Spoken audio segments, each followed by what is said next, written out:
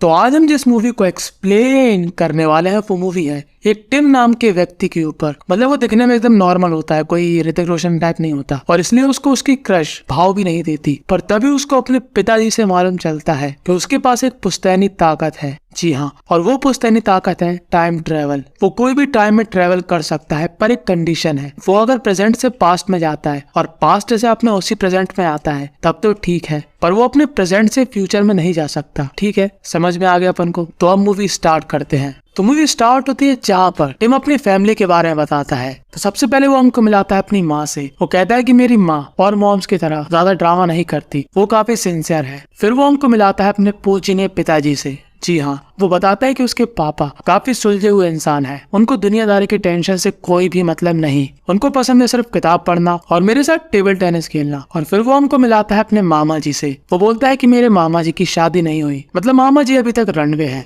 और हर टाइम बस coat pant पहने रहते हैं और वो अपना पूरा दिन बिताते हैं मेरे मामा बनकर, यानी कि वो कुछ भी नहीं करते, नल्ले बेरोजगार है। और फिर वो दिखाता है अपनी बहन को जिसका नाम होता है केसी। अब केसी होती एकदम पागल टाइप की। अरे मतलब वो वाले पागल नहीं जो पत्थर उठा के मार देते, ये थोड़ी अलग टाइप की है। यानी कि उसको दुनियादारी के रीति रिवाज से कोई भी मतलब नहीं, यानी कि अच्छे से बैठना, अच्छे से खाना, अच्छे से पीना, उसके मन में जो भी आता है वो करती है। वो अपनी लाइफ में खुश है और यही उसकी फैमिली के लिए इम्पोर्टेंट है। और ये लोग रहते हैं काफी शांति में एक बीच के किनारे और हर दिन अपनी फैमिली के साथ एंजॉय करते हैं। और आज इनके घर में होती है न्यू ईयर की पार्टी, जहाँ पर टिम को एक लड़की काफी भाव देती है, पर टिम को वो लड़की पसंद नहीं है। यानी कि लड़की थोड़ी अलग होती है, मान के चलो जिनका साबुन स्लो होता। और यहीं पर टिम की बहन केसी को एक लड़का पसंद आता है। और जैसा कि मैंने कहा था उस लड़की की हरकतें जो कि आप देख ही सकते हो। और जब न्यू ईयर की काउंटिंग होती है 5, 4, 3, 2, 1, तब टिम की बहन केसी अपने बॉयफ्रेंड को किस करती है, पर टिम उस लड़की को किस नहीं करता और उस लड़की को लग जाता है काफी ज्यादा बुरा। और टिम इसी गिल्ट के साथ अगले दिन उठता है। और आज उसके पापा कुछ अलग ही होते हैं। वो उससे कहते हैं मैं तुमसे कुछ ऐसा शेयर करने वाला हूँ जो कि हमारी फैमिली के लिए काफी इम्पोर्टेंट है और मैं ये चाहता हूँ कि तुम ये सीक्रेट किसी को भी नहीं बताओगे। टिम कहता है ठीक है बताओ। तब उसके पापा कहते हैं सुनो बेटा, हमारी फैमिली के मर्दों के पास ऐसी ताकत है जो कोई सोच भी नहीं सकता। हम लोग बड़ी ही आसानी से अपने पास्ट में जा सकते हैं और अपने पास्ट में जाकर फिर से चीजों को सही करके अपने प्रेजेंट में आ सकते हैं। अब तुम्हारे दादाजी इस पावर का इस्तेमाल करके घंटा कुछ नहीं उखाड़ पाए और मैंने अपनी लाइफ को काफी एंजॉय किया। मैंने काफी ज्यादा बुक्स पढ़ी और तभी मेरे मन में सवाल आता है क्या बुक्स पढ़ने को एंजॉय कहते हैं? तो फिर मैंने 12th में काफी एंजॉय किया। अब टिम को ऐसा लगता है कि उसके पिताजी की एज सटकने वाली हो चुकी है, तो शायद हो सकता है कि वो वैसी ही बातें कर रहे। पर उसके पिताजी कहते हैं बेटा सुनो, मैं तेरा पिताजी हूँ, तो तू ऐसा कर, जाके इस चीज को टेस्ट कर ले। तो टिम भाई साहब जाते हैं एक अलमारी के पास और जैसा कि उसके पिताजी ने बताया था कि अपने हाथ और आंख बंद करके उस टाइम के बारे में सोचो जहाँ पर तुम जाना चाहते हो, पर उस टाइम पे तुम्हारे आसपास कोई भी नहीं होना चाहिए। और टिम सोचता है पिछले दिन की रात के बारे में। और जब वो अलमारी खोलता है तब वो क्या देखता है कि उसके कपड़े चेंज हो चुके हैं और वो दोबारा से उसी पार्टी में पहुंच गया और वहाँ पे हो रही होती है काउंटिंग। और इस बार टिम उस लड़की को किस कर देता है और बेचारी का दिन बना देता है और वो दोबारा से उसी टाइम पर वापस आता है और अपने पापा से कहता है कि आखिर ये क्या चीज है, इससे तो हम कुछ भी कर सकते हैं। तब उसके पापा कहते हैं कि इस ताकत को तुम कैसे भी इस्तेमाल कर सकते हो जो तुम अपनी लाइफ में पाना चाहते हो। और हम सभी को मालूम टिम क्या पाना चाहता है। हाँ, वो भी पाना चाहता है, पर पहले वो पाना चाहता है लड़की को। और आज आने वाली थी उसकी क्रश जिसका नाम था शार्लेट, जो कि होती है उसकी रिश्तेदार। और शार्लेट को हम सभी जानते हैं संस्कारी एजुकेशन वेब सीरीज से। और जैसे शार्लेट हमको लगती है वैसे ही लगती है वो टिम को, काफी ज्यादा खूबसूरत। शार्लेट धूप सेक रही होती है, तभी वो टिम से कहती है कि क्या तुम मेरी पीठ पर क्रीम लगा दोगी? टिम कहता है अरे बिल्कुल,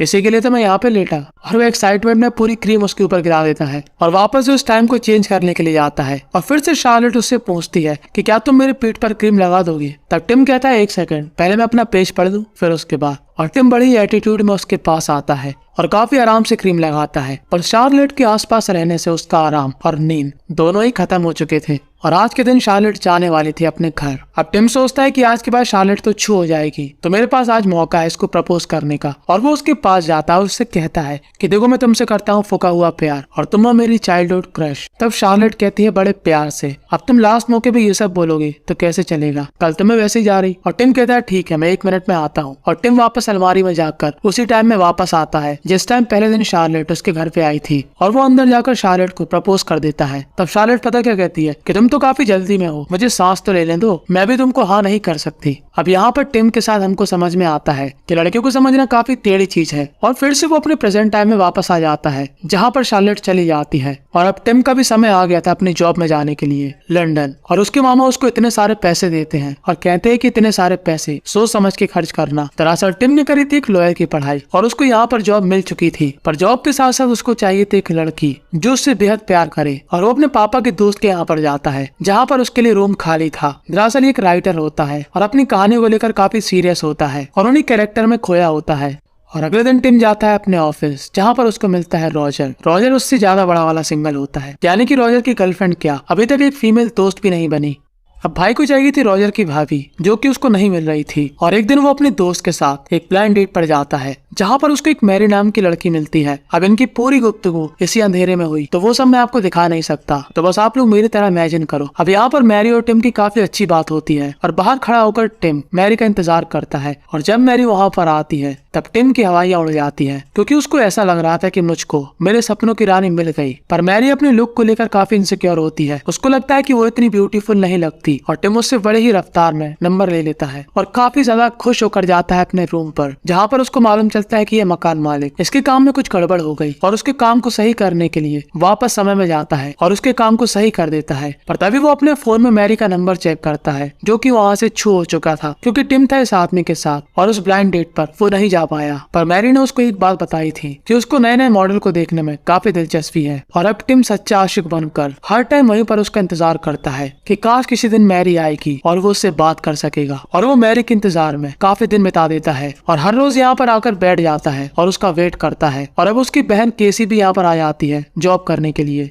और कहते हैं ना कि इंतजार का फल मीठा होता है, तो टिम को उसके इंतजार का फल मिल जाता है क्योंकि आज वहाँ पर आ चुकी थी मैरी। और वो पहली फुर्सत में मैरी के पास जाकर कहता है कि क्या तुमने मुझको पहचाना, पर मैरी कहती है नहीं, क्योंकि मैरी के हिसाब से टिम उससे कभी मिला ही नहीं, तो वो उसको घंटा पहचानेगी। पर टिम फिर भी उसका पीछा करता है। तब मैरी कहती है कि तुम्हारी समस्या क्या है। टिम कहता है कि मेरा कोई दोस्त नहीं, तो क्या तुम मेरी दोस्त बनोगी। तब मैरी को उसके लिए काफी बुरा फील होता है और वो कहती है ठीक है मैं तुम्हारी दोस्त बन जाती हूँ। और ये लोग एक छोटा सा लंच करते हैं। यहाँ पर मैरी की एक दोस्त भी होती है और तभी टिम उससे बोलता है कि मुझको मालूम है तुम्हारा बॉयफ्रेंड नहीं है। तब मैरी बोलती है किसने कहा, मेरा बॉयफ्रेंड है। और टिम की अलग में आ जाता है कि ये कब हुआ, और वो एग्जैक्ट टाइम पूछता है और तभी मैरी का बॉयफ्रेंड आता है और टिम उन लोगों से राइट टाइम पूछता है कि तुम लोग पहली बार कहाँ पर मिले थे, मुझको पूरा एड्रेस बताओ। और ये लोग उसको एड्रेस बता देते हैं और तभी टिम वहां से हो जाता है 9-2-11 क्योंकि हमको मालूम था कि अब टिम क्या करेगा। वो टाइम ट्रेवल करके जाता है पास्ट में, उसी पार्टी में जहाँ पर मैरी और उसका बॉयफ्रेंड मिले थे, और वो उसके बॉयफ्रेंड के पहले ही वहाँ पर पहुंच जाता है और मैरी को कर देता है इम्प्रेस क्योंकि टिम को उसके बारे में सब कुछ मालूम था कि उसको क्या पसंद है क्या नहीं पसंद। और मैरी एकदम चौंक जाती है कि इसको ये सब कैसे मालूम। और मैरी का प्रेजेंट वाला बॉयफ्रेंड उसका बॉयफ्रेंड कभी बन ही नहीं पाता। अब मैरी को टिम इतना अच्छा लगने लगता है कि मैरी उसको डायरेक्ट अपने घर ले जाती है और घर ले जाने के बाद मैरी टिम को जन्नत दिखाती है। और टिम को लगता है कि पहली बार में सही से नहीं हुआ, तब वो टाइम ट्रेवल करके दोबारा करता है। फिर उसको लगता है कि अभी कोई कमी है, फिर वो दोबारा करता है और फाइनली पूरी तरीके से संतुष्ट हो जाता है। और अब ये लोग खूब एंजॉय करते हैं, खाते हैं, पीते हैं, घूमते हैं, फिरते हैं, काम करते हैं, गिफ्ट देते हैं, एक दूसरे के लेते हैं खबर।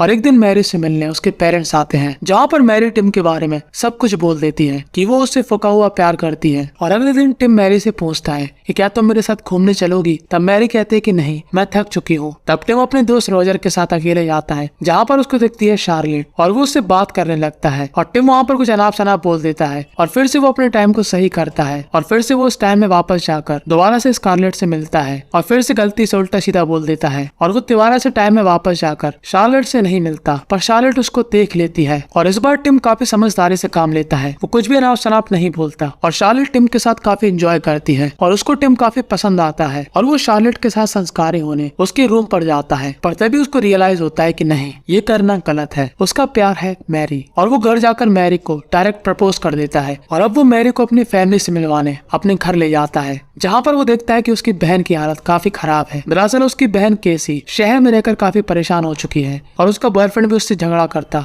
और यहाँ पर हमको एक और बात मालूम चलती है कि टिम भाई साहब ने गोल कर दिया और मैरी हो चुकी है प्रेग्नेंट और इसलिए ये लोग तुरंत शादी कर लेते हैं। पर इंद्र देवता यहाँ पर नाराज हो जाते हैं और शादी में बरसा देते हैं पानी ही पानी और पूरे खाने की लग जाती है लंका। और जब कुछ टाइम बाद मैरी अपने बच्चे को जन्म देती है और वो अपनी बच्ची को देखकर काफी खुश होता है क्योंकि उसका फेस कट उसी की तरह था। और टिम लंदन में अपने नए घर में शिफ्ट हो जाता है और टिम को मालूम चलता है कि केसी का हो चुका है एक्सीडेंट, क्योंकि केसी की हो चुकी थी अपने बॉयफ्रेंड से बहस और उसके बाद उसका ध्यान अपनी गाड़ी पर नहीं था और केसी कर लेती है अपने बॉयफ्रेंड से ब्रेकअप और अब सब कुछ धीरे धीरे सही होने लगता है। तो टिम मैरी से कहता है कि मुझको दोबारा से गोल करना है। तब मैरी बोलती है बिल्कुल नहीं। और उसके 1 साल बाद दोबारा से इनका दूसरा बच्चा पैदा होता है और वो इस छोटी सी फैमिली को लेकर अपने घर जाने वाला था। और यहाँ पर मैरी कपड़े चेंज करने में इतना टाइम लगाती है कि इतने में इनका तीसरा बच्चा हो जाता और तभी टिम की माँ का फोन आता है, जहाँ पर टिम की माँ उसको देती है एक बुरी खबर। दरअसल टिम के पूजनीय पिताजी को कैंसर निकला और कुछ टाइम बाद उनका राम नाम सत्य हो जाएगा। और टिम पूरी फैमिली में सबसे ज्यादा अपने पापा से प्यार करता था और टिम इस दुख में आकर तीसरा गोल कर देता है, यानी कि पिताजी के प्राण छूटने वाले हैं। पर टिम का बार बार गोल करना नहीं छूट रहा, पर वो अपने पापा के साथ और भी एंजॉय करना चाहता है। इसलिए वो टाइम में काफी पीछे जाकर अपने पापा से बात करता है और कहता है कि फ्यूचर में आप कैंसर से मरने वाले हो। तब उसके पापा कहते हैं कि कोई बात नहीं, सभी को एक न एक दिन मरना है। तब टिम कहता है कि आप क्या चाहते हो। तब टिम के पापा बोलते हैं कि मैं उसी टाइम पर वापस जाना चाहता हूँ जिस टाइम पर मैंने तुम्हारे साथ काफी एंजॉय किया था। और ये दोनों ही चले जाते हैं काफी पीछे, जहाँ पर टिम होता है एक बच्चा और ये लोग यहाँ पर खूब एंजॉय करते हैं। और उसके बाद टिम आ जाता है अपने समय में वापस और कुछ दिनों बाद उसके पापा भगवान के पास पहुंच जाते हैं। पर टिम के पापा ने टिम को लाइफ को सही तरीके से जीने के सारे टिप्स दे रखे थे और टिम उन्हीं कदमों पर चलता है। उसके पापा हमेशा कहते थे कि अपने कल को बेहतर बनाने की जगह अपने आज को बेहतर बनाओ। आज तुम कैसे खुश रह सकते हो उस पर फोकस करो और गोल थोड़े कम मारो। खैर ये तो मेरा कहना है। और बस यही पर ये मूवी थी एंड हो जाती है। तो अगर आपके पास टिम की ऐसी ताकत होती तो आप क्या करते, कमेंट में जरूर बताना। और मुझको भी मजा आएगा आपके विचार जानकर। कमेंट में सबको प्यारा प्यारा हार्ट मिलेगा। और अगर आपको ऐसी ही मूवी देखना पसंद है तो आप इन दोनों मूवी में से कोई भी मूवी देख सकते हो। और मेरे ख्याल से आपको ये राइट वाली वीडियो देखनी चाहिए पर कमेंट करने के बाद।